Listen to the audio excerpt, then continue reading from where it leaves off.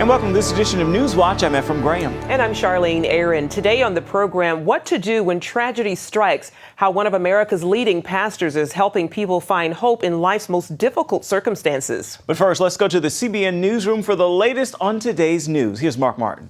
Thanks, Ephraim. One step forward and another back for President Obama's Affordable Care Act. Two federal courts issued two opposite rulings on the subsidy provision in Obamacare.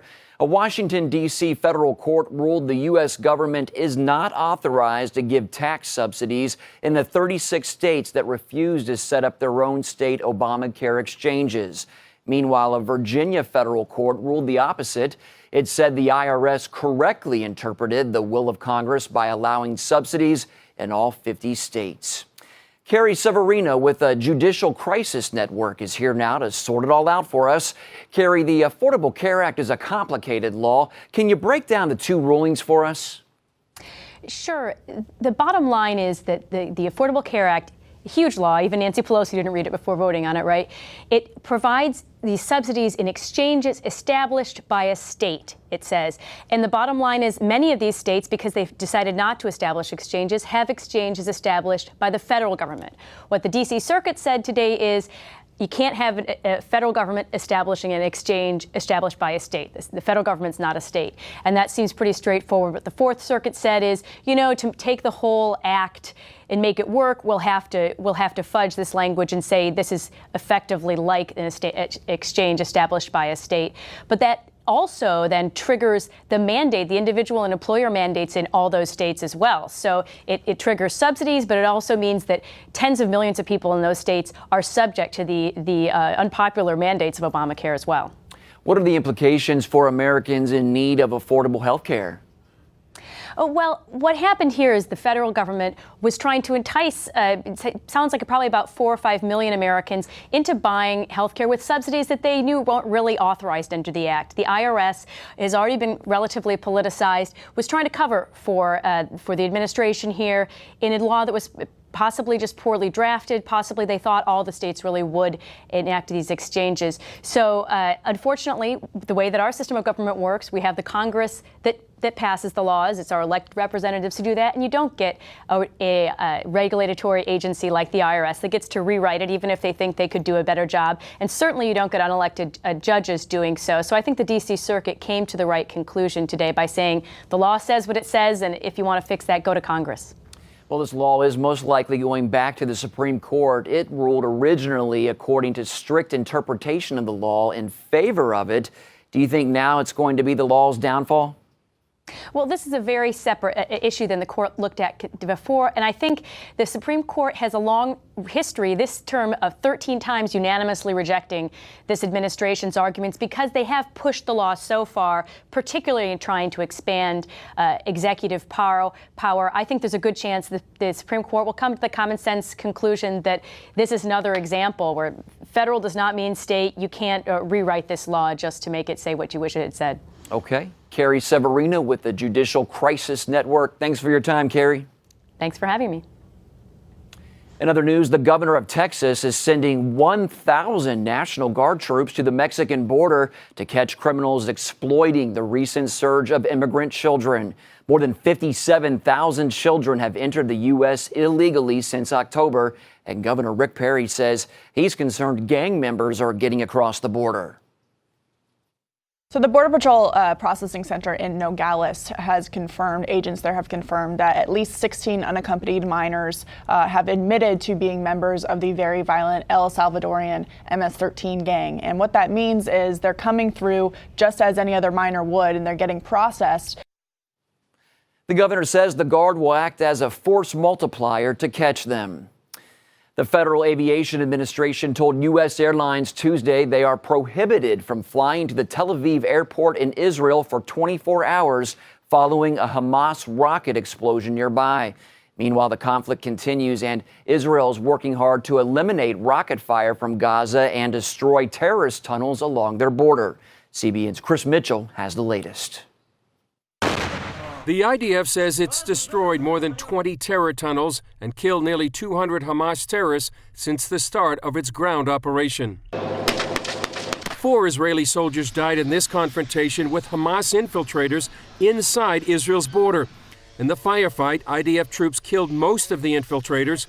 They entered Israel disguised as IDF soldiers and wore suicide belts. Here on the Israeli-Gaza border, you can see the plumes of smoke coming from the fighting within Gaza City. The IDF has called up 60,000 troops for Operation Protective Edge. About 30 have died in the line of battle, and they find themselves fighting an enemy that uses the same tactics as Al-Qaeda in Iraq and the Taliban in Afghanistan. They attempt to lure us to kill their civilian population. It's a common theme among Islamist extremist groups in this world.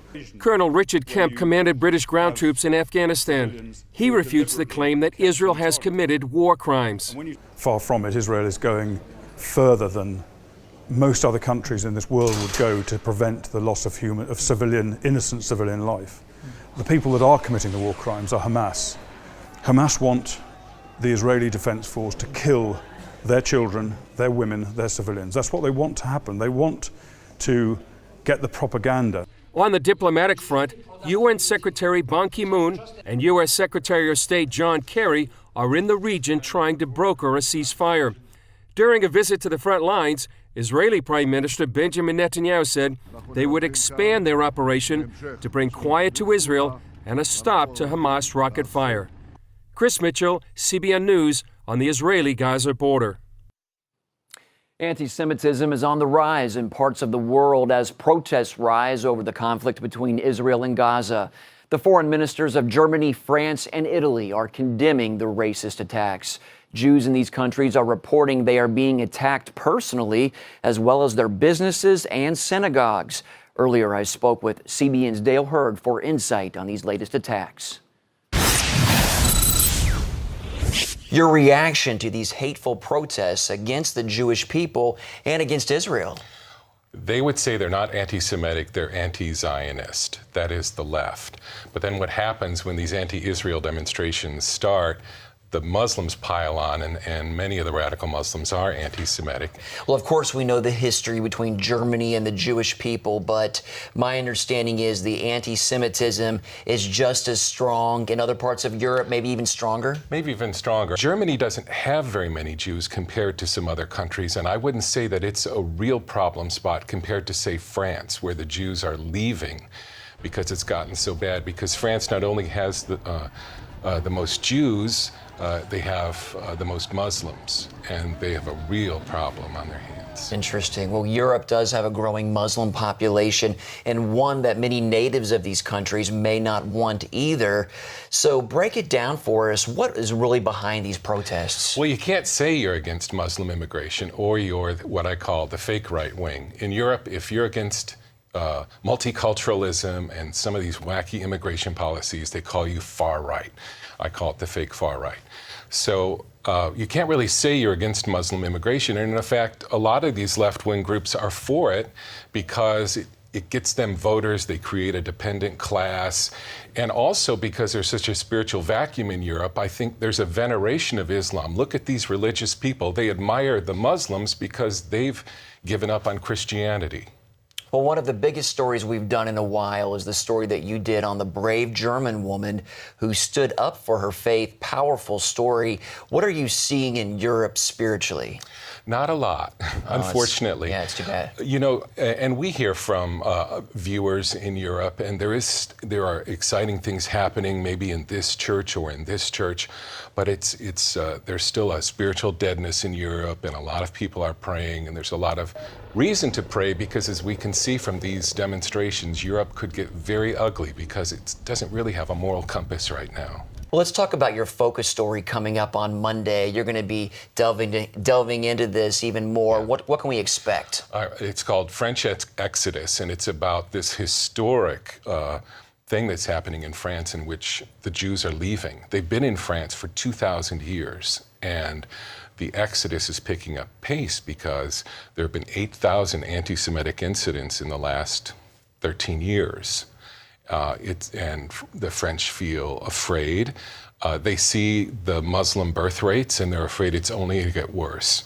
And as one family told me, we want to leave on our terms and not someday have to flee for our lives. Wow. Well, this is going to be on the 700 Club Monday? Monday, yeah. Okay. All right. Our senior international correspondent, Dale Hurd, who covers Europe extensively. Thanks so much for your time. You're welcome. European leaders are warning Russian President Vladimir Putin of hard-hitting sanctions if he doesn't cooperate with the investigation of Malaysian airline Flight 17. The warning comes after pro-Russian rebels finally gave investigators the plane's black boxes days after it was shot down over eastern Ukraine. The crash site is already compromised, and forensic teams face enormous challenges poring over the debris scattered across 13 square miles. Coming up, Ephraim Graham and Charlene Aaron are back, bringing you a story on the front lines of a deadly outbreak and how one ministry is braving a very dangerous situation to bring help and hope.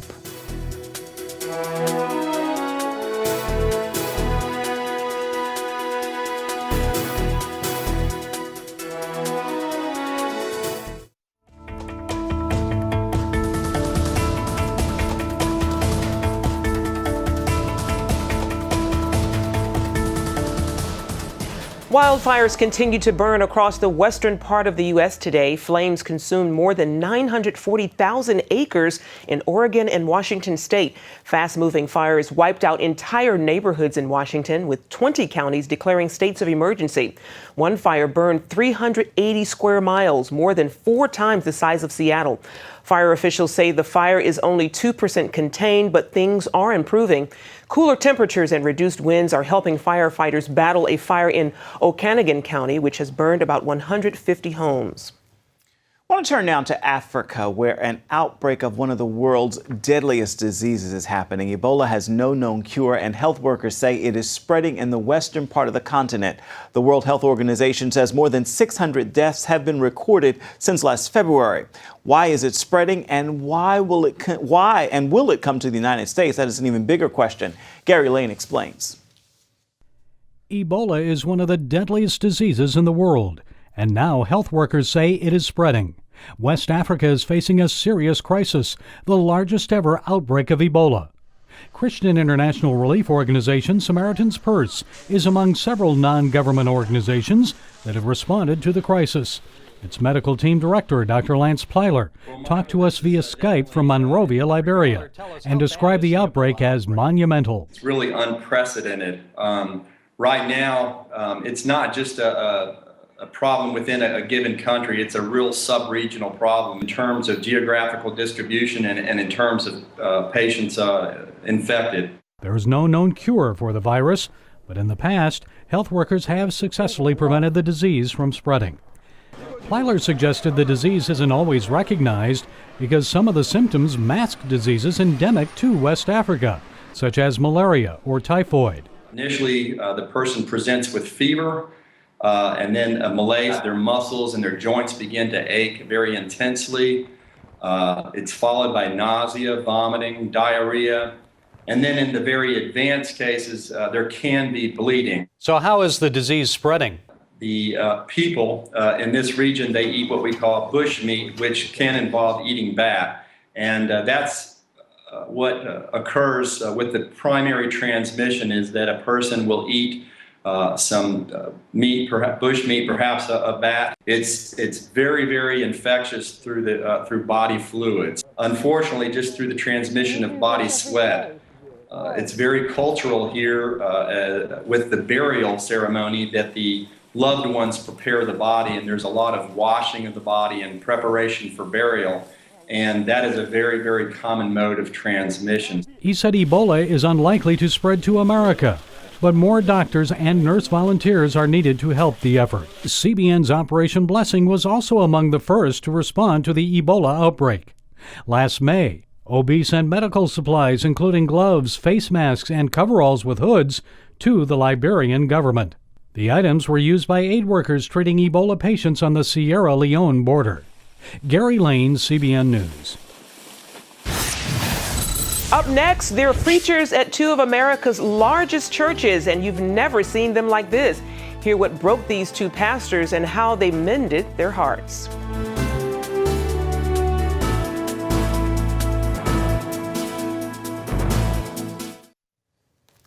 The Tennessee State Public Library is putting a database of family Bibles online. Bibles once served as the place where families recorded milestones such as weddings, births, and deaths. The state of Tennessee didn't even require birth certificates until 1908, and the U.S. Department of Homeland Security still accepts a family Bibles list as one of birth as one proof of citizenship for those with no birth certificate. The Bibles in the database include one from 1538 and a book dating back to 1753. 6 years ago this week, Pastor Greg Laurie lost his son in a tragic car accident. Now he's turned his grief into an award-winning movie, and it's helping other people to deal with their own pain. Lori Johnson talked with Greg and his wife, Kathy, at their church in Los Angeles. Now, the things people turn to may change, but the void in our life, that emptiness, it's a loneliness for God. Greg Laurie pastors one of America's largest churches, the 15,000-member Harvest Christian Fellowship in L.A. But despite his strong faith, he was literally knocked off his feet when he learned his son Christopher was killed in a car crash. I just collapsed on the ground, and for days I felt like I was carrying a huge weight on my chest. I mean, literally, I felt a physical pressure where I just, it was just like, how will I get through this? Kathy Laurie said she felt her dreams disappear. That day, I felt like God had taken a big eraser to this chalkboard and just said, no, erase this all. This isn't how it's going to play out. Whether it's the loss of a loved one, financial ruin, or a health crisis, people everywhere are losing hope. But the Lauries say you can find hope by watching how others did it. I wanted to look at somebody else who had been through this. It was one of the reasons why we made this film. This movie will help to point them to God and say, here's other people who've experienced something as bad as what you are experiencing, maybe even worse, depending.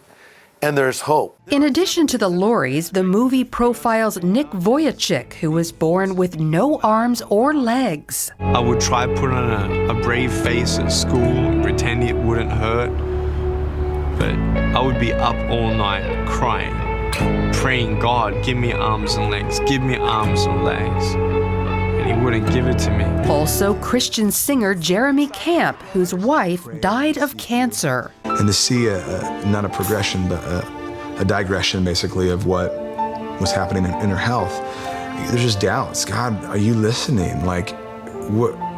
Do you know that we're here? I mean, are you hearing these prayers? For the Lauries, Nick and Jeremy, hope began when they stopped asking why. And instead, we should be asking the what question, as in, what should I do now? How should I react? And I think what we want to do is lean into Christ, and we want to seek to bring glory to his name through this. And one day, all of those whys will be resolved. At first, Nick was so hopeless, he planned to drown himself. And I knew what that water represented. It was the end of my pain. It was the end of hell for me. I just wanted out. But right before he killed himself, he decided to give Jesus another chance. The revelation for me came from John chapter 9. Jesus came across a man who was born blind, and no one knew why. But Jesus said it was done so that the works of God would be revealed through him. And I'm like, wow. Maybe I don't need to know God's plans for God's plans to be even implemented in my life. What if God did have a plan for me? God did have a plan that was fulfilled. It included a wife, a child, and traveling the world, spreading the good news to millions. I hope people are inspired to see that you don't need arms and legs to be complete. You don't need arms and legs to be the hands and feet of God. All you need is to be complete on the inside, and everything else will change. Like Nick, when Jeremy was about to give up on God, he did an about-face, and out came the song I Still Believe, a #1 hit. Dozens would follow, drawing millions closer to the Lord. It was just me going, I don't understand. It doesn't make sense. But I still believe in your faithfulness and your truth and your word. And that was such a healing time for me. just to believe. Even after losing their son, Greg and Kathy found that God comforted them, gave them hope for the future, and even filled their hearts with joy again. You are not in control and you don't have control, but God is in control. And I was thankful that in my pain and in the crisis of that moment, I was absolutely certain that God was not surprised by this and that He was with us and He would walk us through this. I think we're here on earth for two reasons. We're here, number one, to know God, and we're here to glorify God. But I have found that when we fulfill our purpose as Christians, we will find happiness as a byproduct. Not from seeking it, but from seeking Him. So the message from people who have felt the deepest despair is don't give up on God, because God will never give up on you. Lori Johnson, CBN News. I tell you, from tragedy to praise to encouragement to other people, it's amazing. Absolutely. And it's really good to see pastors just open up like that, because many people think they don't suffer. Exactly. And it's good to see exactly how you push through it. Yeah. We'll be right back.